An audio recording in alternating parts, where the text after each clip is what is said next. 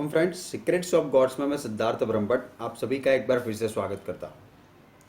और आज हम आपको बताएंगे राजा भर्तृहरि की कहानी, जो अपनी पत्नी की धोखे से तपस्वी बन गए थे। राजा भर्तृहरि उज्जैनी के राजा थे। उज्जैनी के अंदर राजा गंधर्वसेन का राज था और उनकी दो पत्नियां थी।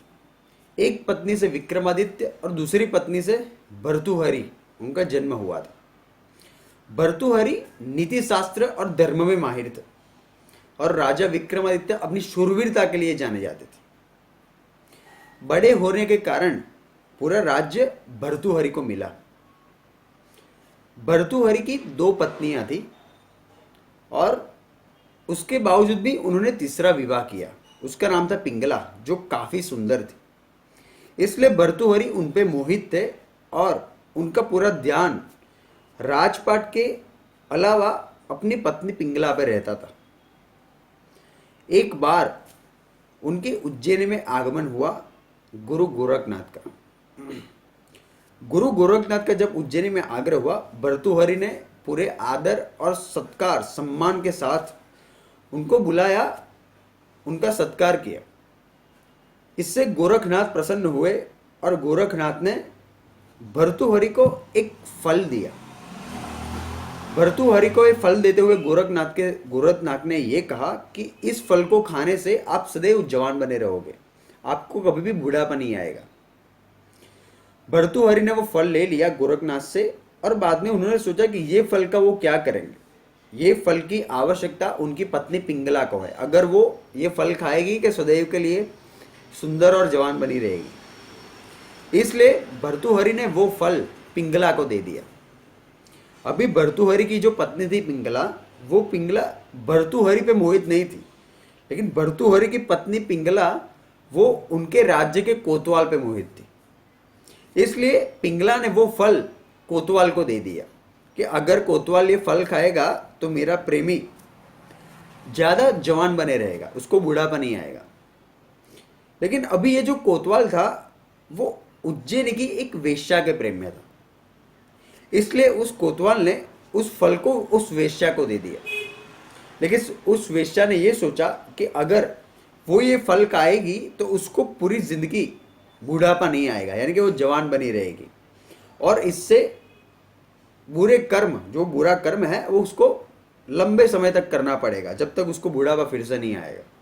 इसलिए उसने ये फल उज्जैन के राजा को देना उसने ठीक समझा कि ये फल को मेरे राजा को इसकी ज़्यादा ज़रूरत है। अगर वो इसको खाएंगे, जवान बने रहेंगे तो हमारी रक्षा करेंगे, हमको सभी सुख सुविधाएं देंगे। इसलिए फल वापस पहुंच गया राजा भर्तृहरि के पास। भर्तृहरि के पास ये फल पहुंचा, जब देख के स्तब्ध रह गए।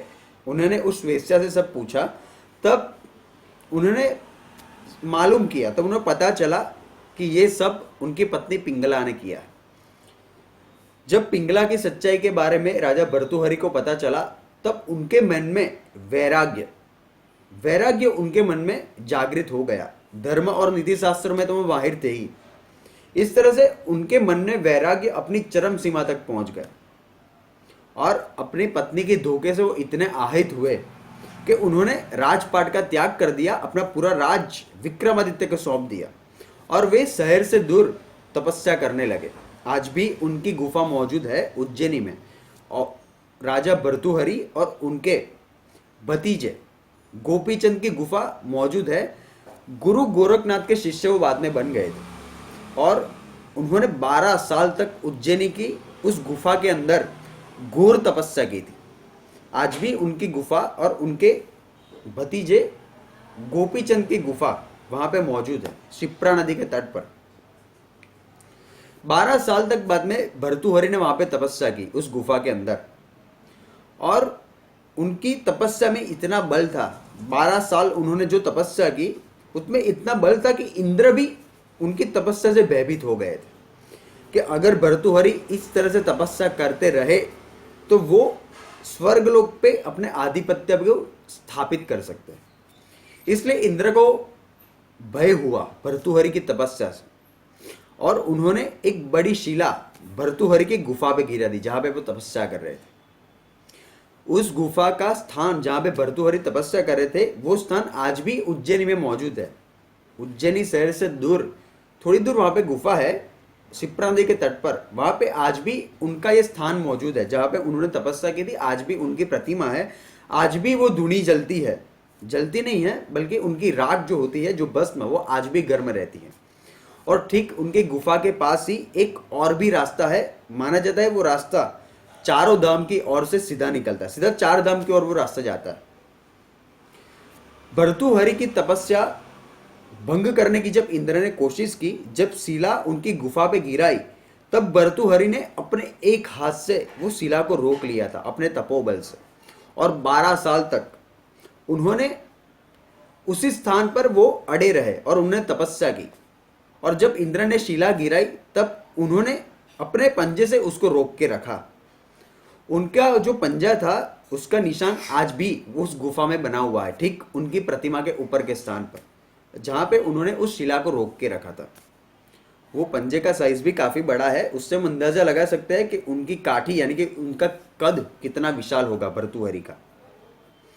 तो इस तरह से पत्नी मुंह में रहने वाले भर्तृहरि अपनी पत्नी के धोखे से आहित होकर महान तपस्वी बन गए थे। और माना जाता है कि भर्तृहरि और गोपीचंद आज भी अमर है।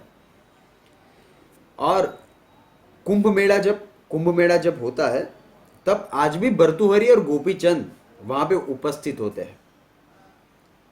गोपीचंद और भर्तृहरि आज भी अमर है। कभी बहुत सारे लोगों का ऐसा मानना है कि वो अमर है। और उसी गुफा में भर्तृहरि और गोपीचंद को, दोनों को भगवान विष्णु ने साक्षात्कार दिए थे।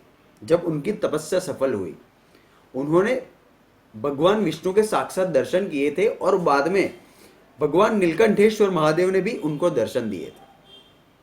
तो धन्यवाद। आप प्लीज हमारे चैनल को सब्सक्राइब करें, अपने कमेंट्स भी दीजिए। Thank you.